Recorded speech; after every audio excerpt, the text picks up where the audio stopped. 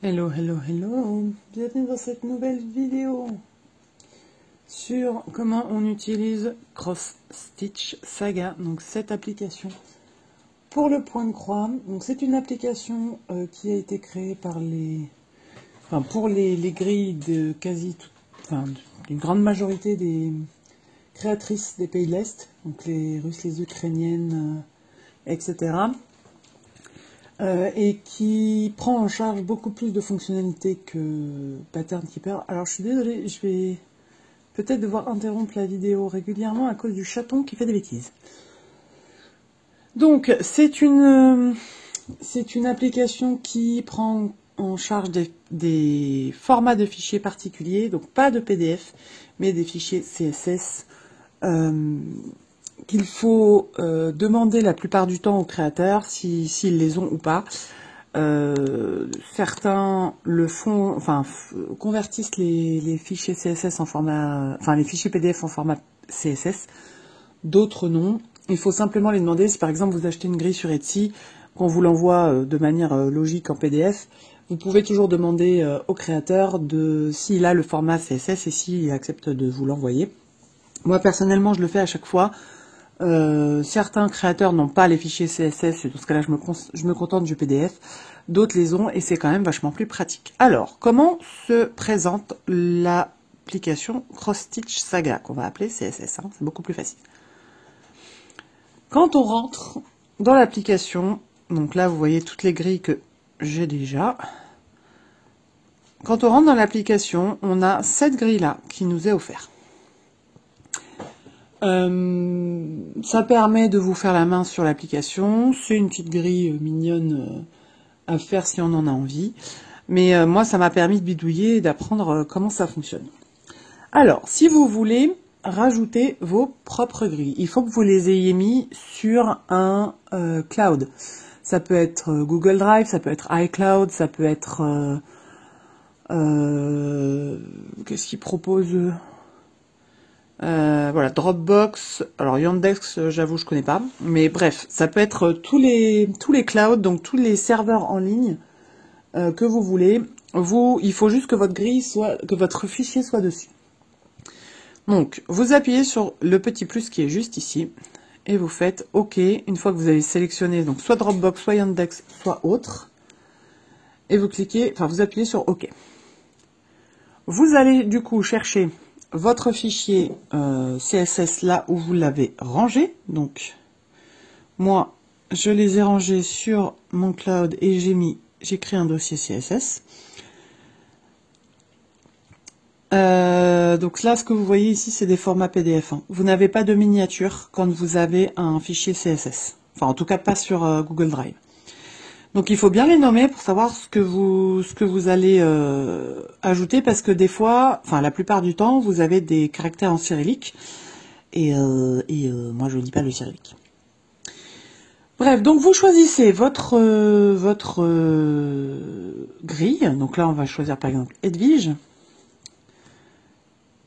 et il fait le travail tout seul. Donc il va la rentrer automatiquement, il va vous l'afficher en premier, donc en haut à gauche, mais vous pouvez, si vous le voulez, contrairement à Pattern Keeper, la mettre où vous voulez, et ça c'est pratique.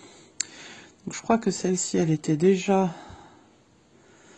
je l'avais déjà enregistrée. Mais bon, comme ça je peux manipuler et vous montrer et après l'effacer. Donc, pour rentrer dans votre grille, on appuie juste sur Open. Là, elle va s'afficher en tout petit, donc en entier en tout petit, avec tous les types de points. Donc, à quoi ressemble l'écran de CSS? Vous avez ici plusieurs symboles et une coche, et vous avez ici d'autres symboles, un plus, et enfin ici, vous avez un petit plus avec un feutre, un pinceau, je sais pas trop quoi, ou une bombe de peinture, ce que vous voulez, bref. On va commencer par là. Donc ici, vous avez la petite flèche bleue qui revient en arrière. Ici, vous avez sur quel type de croix vous êtes positionné. Donc, quel type de point. Donc là, c'est une croix complète. Ici, vous avez toutes les informations concernant le numéro, donc la DMC, le type de fil qu'il faut que vous preniez. Donc vous avez ici le symbole qui est un point, la couleur du noir, le numéro DMC 310. Le petit 2 ici, ça veut dire que vous devez prendre 2 fils. Et ici, le petit 6, ça veut dire qu'il y a 6 points en 310 en croix complète à faire sur la grille. Si vous cochez, si vous slidez en fait cette petite coche, en fait, vont se mettre en surbrillance tous les points en croix complète en 310 et en 2 fils que vous devez faire sur la grille. Pour agrandir la grille, vous avez deux possibilités. Soit vous utilisez 2 doigts, vous pincez, vous écartez. Attention, si vous êtes... Voilà, là vous voyez ça bouge pas. Vous devez prendre 2 doigts pour aller sur la partie que vous voulez. Si vous n'êtes pas fan des manipulations à plusieurs doigts, vous avez ici le petit plus.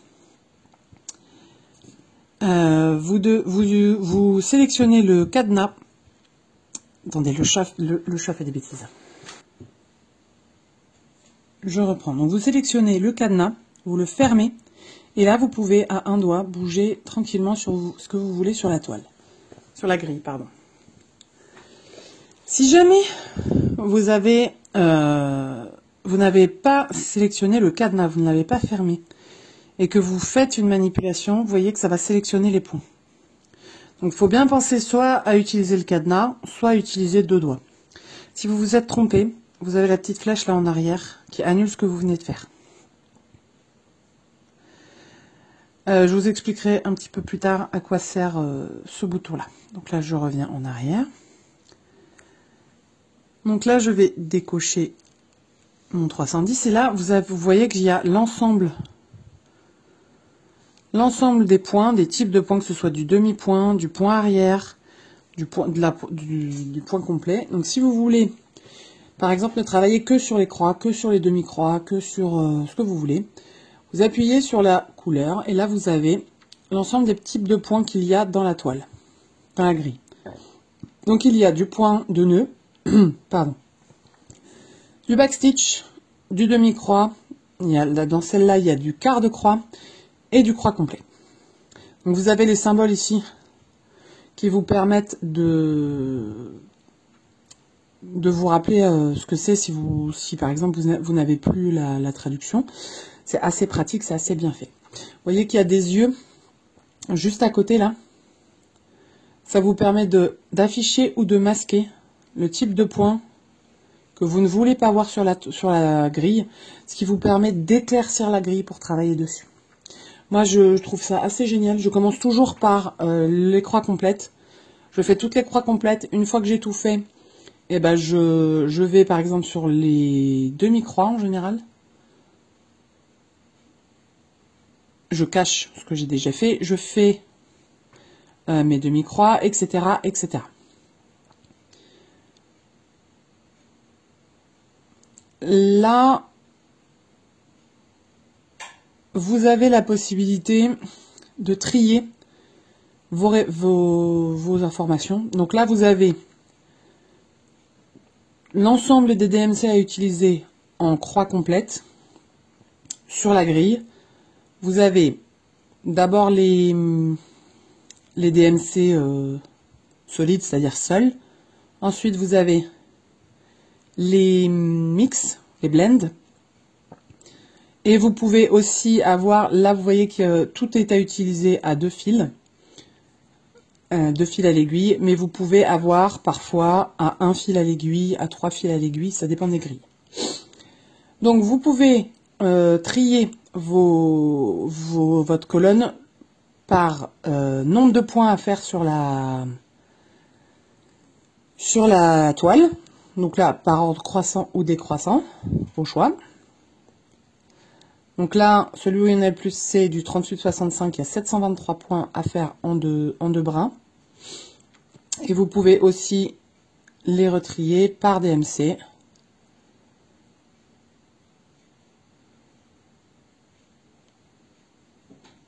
Ah oui, non, là, il vous met en haut ou en bas. Vous pouvez les trier par DMC, par nombre de points, minimum ou maximum. Donc, une fois que vous avez fait votre votre tambouille, c'est comme vous voulez, ça c'est si vous... Enfin, je sais qu'il y a des gens qui aiment bien faire, par exemple, la couleur où il y en a le plus, et aller comme ça en diminuant, je sais que c'est une technique, il y en a d'autres qui ont envie de faire que des blends en premier, enfin voilà, après c'est votre tambouille. Donc, on slide, et là on a tous les points qui se mettent en surbrillance. Et si vous n'aimez pas, bah reviens pas toi, si vous n'aimez pas en fait avoir votre grille en couleur, comme c'est mon cas par exemple, moi je préfère avoir ma grille en noir et blanc.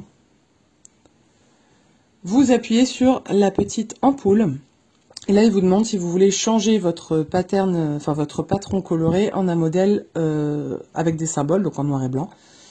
Donc vous mettez OK, si vous ne cliquez pas sur Don't Show Again, quand vous allez rouvrir votre grille, il va revenir à un modèle pardon, en couleur. Donc moi je mets toujours, quand c'est la première fois que je ouvre ma grille, je mets toujours Don't Show Again et je mets OK. Donc là on a notre grille en noir et blanc. Et vous voyez qu'ici, le feutre s'est retourné. Je ne sais pas si vous allez voir vraiment. Voilà, le feutre s'est retourné. Ça veut dire que vous allez pouvoir colorier en fait vos points en couleur. Quand il est dans l'autre sens, en fait, donc quand il est dans l'autre sens, ça veut dire que vous allez enlever la couleur. Quand il est mis vers le bas, vous allez rajouter de la couleur. Donc en fonction de ce que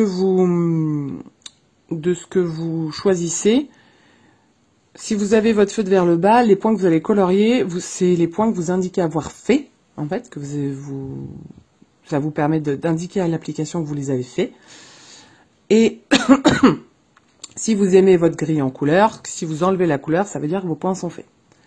Alors, à quoi servent les petits symboles ici? Donc, ça vous permet de visualiser à quoi, voilà, à quoi va ressembler, voilà, la grille, enfin à quoi va ressembler la broderie. Une fois là, tous les points de croix faits. Donc là, il me montre que les points de croix parce que je lui ai demandé de ne me montrer que, enfin de me laisser apparent que les points de croix. Si j'enlève, enfin, si je mets apparent tous les types de points et que je lui redemande l'aperçu, il va me mettre l'aperçu brodé avec tous les types de points. Donc la petite ampoule, on a vu ce que c'était. Ça vous permet de visualiser les points qui ont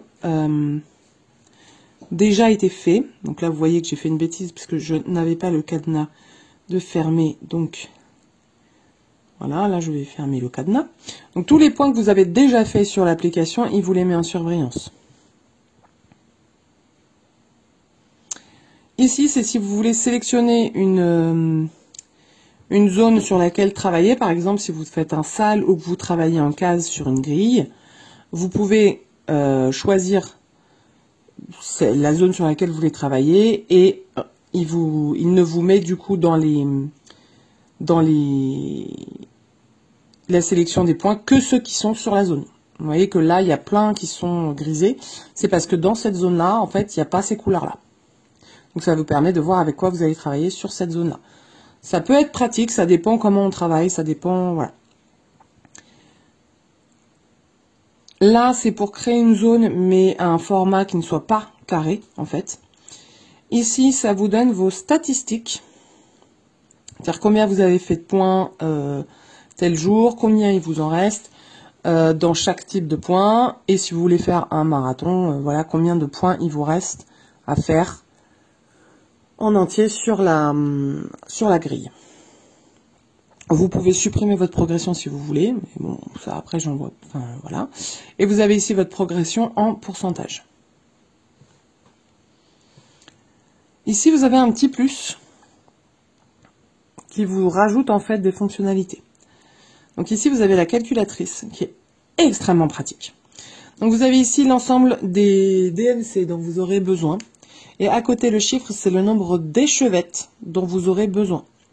Donc si on vous met 0,78, c'est que vous n'avez besoin que d'une échevette. Et vous n'aurez pas besoin d'une échevette entière. Donc 0,07, c'est que vraiment, il n'y en a pas beaucoup. 0,003, enfin 0,3, 0,5, etc. C'est que vraiment, vous n'avez pas besoin de beaucoup. Mais là, globalement, dans ce projet-là, il n'y a besoin, pour la taille qui est sélectionnée, je vais vous en parler après, que d'une échevette par couleur. Sur la partie gauche ici, vous avez Embroidery Grid. Donc c'est la dimension de la toile en nombre de points. Donc 102 par 135. Ici, vous avez la dimension de la toile en centimètres en fonction du choix que vous avez fait ici. Donc là, c'est sélectionné AIDA 16.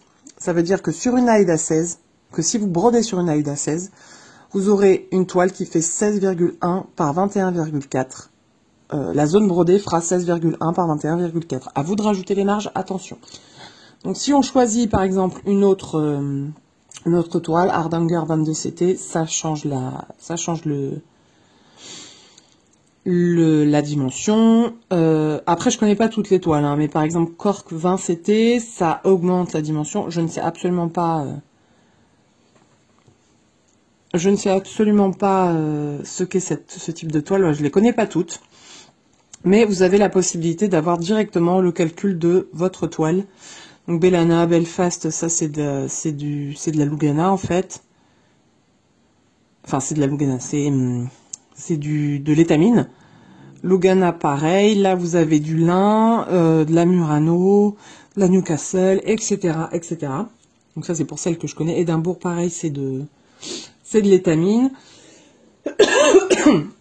Là, le chiffre qui est après le dièse, c'est si vous brodez en 2 sur 2, donc en 2 sur 2, c'est-à-dire 2 fils à l'aiguille sur 2 fils de trame, ou en 2 sur 3, en 2 fils à l'aiguille sur 3 fils de trame. Donc forcément, plus vous augmentez le nombre de fils de trame, plus ça va être grand. Forcément. Donc là, vous voyez, Édimbourg 36CT, si vous le faites en 2 sur 1 ou en 1 sur 1, la toile va être, la zone brodée va être de 7 cm sur 9. Si vous passez en 2 fils de trame, on double. Et en 3 fils de trame, on triple. Donc à vous de voir ce qui vous plaît le plus en fonction de votre toile. Mais vous avez ce calcul qui est déjà fait, ce que je trouve extrêmement pratique. Ensuite, ça vous permet de changer la couleur du fond. Je trouve pas ça forcément ultra pratique, quoique ça vous permet peut-être de voir, de vous donner une idée en fait.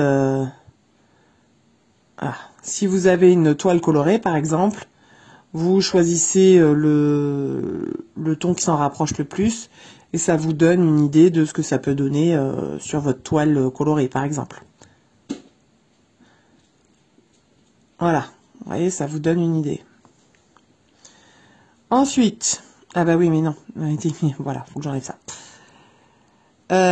Donc ça, c'est pas, moi je trouve pas ça, enfin je l'utilise quasiment jamais. Hein, je l'utilise une fois si j'ai une toile qui n'est pas blanche. Je l'utilise une fois pour me donner une idée et après je reviens au blanc hein, parce que moi je trouve ça plus pratique. Ça c'est pour, je sais plus. Ah oui, c'est pour enlever les. C'est pour enlever les symboles des croix déjà faites. Donc ça c'est à vous de voir ce que vous préférez. Parfois ça peut être utile si vous avez des dégradés de couleurs, ça peut être utile d'avoir le symbole pour savoir quelle couleur vous avez fait et quelle couleur vous devez faire. Ça peut être utile comme il y en a qui l'utilisent jamais. Ici c'est pour... Il y a le chat qui refait des bêtises. Donc ça c'est la règle. C'est pour afficher ou supprimer les numéros des graduations en fait. Moi je le garde tout le temps parce que ça me permet, sur du point compté en tout cas, c'est beaucoup plus facile pour moi de les avoir. Parce que vous voyez que où que vous bougiez, il s'affiche quand même. C'est quand même pratique. Après, chacun son délire. Donc là, je vais sélectionner pour vous montrer. Voilà, là vous voyez une petite étiquette avec un nombre à l'intérieur. C'est ces petites étiquettes là en fait qui vous permettent, qui vous affichent en fait si vous avez des lignes de plusieurs symboles qui se suivent, ils vous affichent le nombre de points à faire. Alors c'est dommage parce que ça ne le fait pas en colonne, mais ça le fait en ligne, c'est déjà pas mal. Donc je crois que c'est 4 minimum. Donc si vous avez plus de 4 points qui se suivent, il vous met une petite étiquette. Ça peut être très pratique quand vous avez des grandes lignes de 15-20 points, de pas avoir à compter et de pas vous tromper en fait. Ici, c'est si vous voulez... ah oui, si vous voulez mettre en surbrillance en fait les petites cases des points... Excusez-moi, je vérifie que le chat fait pas trop de bêtises. Je disais donc, cette petite case-là vous permet de mettre davantage en surbrillance les points à faire. Celle-ci vous affiche ou non la grille à l'intérieur de chaque carré de 10 points. Ça vous affiche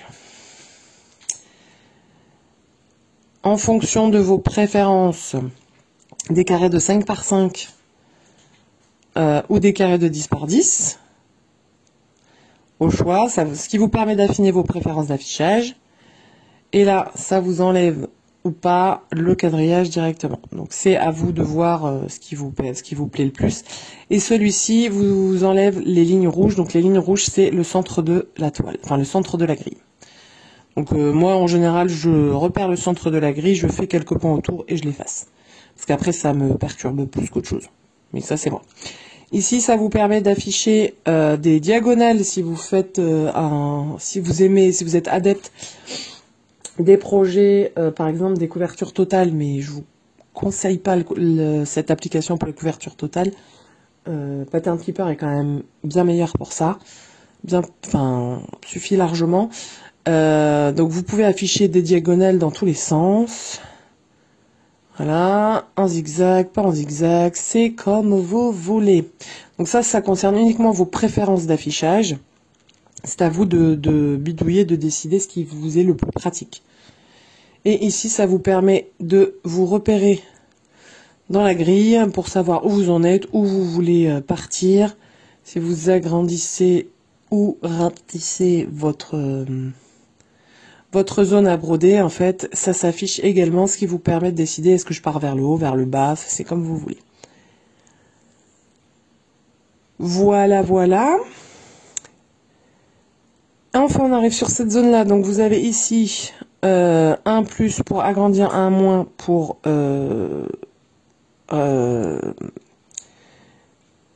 refermer la zone. Je vais y arriver, excusez-moi. Et cette zone, elle bouge où vous voulez, ce qui vous permet, si vous êtes dans cette zone-là, par exemple, de bouger et de faire... Alors, il faut aller... Et de... Comment dire ça? Et de la déplacer pour travailler correctement. Donc, ces deux flèches-là annulent annulent les points que vous venez de sélectionner ou vous permettent d'annuler votre annulation. Ici, ça permet de... remplir complètement donc tous les points de la couleur sélectionnée, ce qui peut être utile si vous êtes dans une zone par exemple délimitée et que vous avez fait tous vos points de cette couleur, ça peut être utile. Après, si vous êtes pas si vous n'avez pas délimité de zone, ça vous remplit tous les points de la couleur. Ce qui arrive rarement quand on a 700 et quelques points, de les faire d'un coup. Enfin, moi, en tout cas, ça m'arrive rarement. Alors, reviens en arrière. Voilà. Et voilà. Donc, s'il y a d'autres fonctionnalités sur cette application, je ne les connais pas. Ou en tout cas, je ne les ai pas utilisées. Moi, j'utilise cette application pour les partiels où il y a différents types de points. Et surtout quand il y a du point arrière, en fait. Parce que dès qu'il y a du point arrière, L'avantage de cette application, c'est qu'en fait, on peut les masquer le temps de faire toutes les croix, ce qui est plus compliqué sur une grille en PDF. Quand on a, par exemple, une grille où on a l'ensemble des points sur un seul document, parfois c'est compliqué de voir ce qu'il y a en dessous du point arrière ou en dessous du point de nœud, et c'est un peu plus long et un peu moins facile d'utilisation, alors que là, en fait, on fait point par point, en fait, enfin, un type de point par type de point si on a envie, et je trouve ça beaucoup plus pratique. Voilà, je suis à votre disposition si vous avez des questions sur cette application. Si vous avez des compléments d'information, n'hésitez pas à m'en faire part parce que je suis toujours preneuse. Je ne suis pas forcément Master CSS, mais j'ai juste bidouillé sur des grilles avant de comprendre comment ça marchait.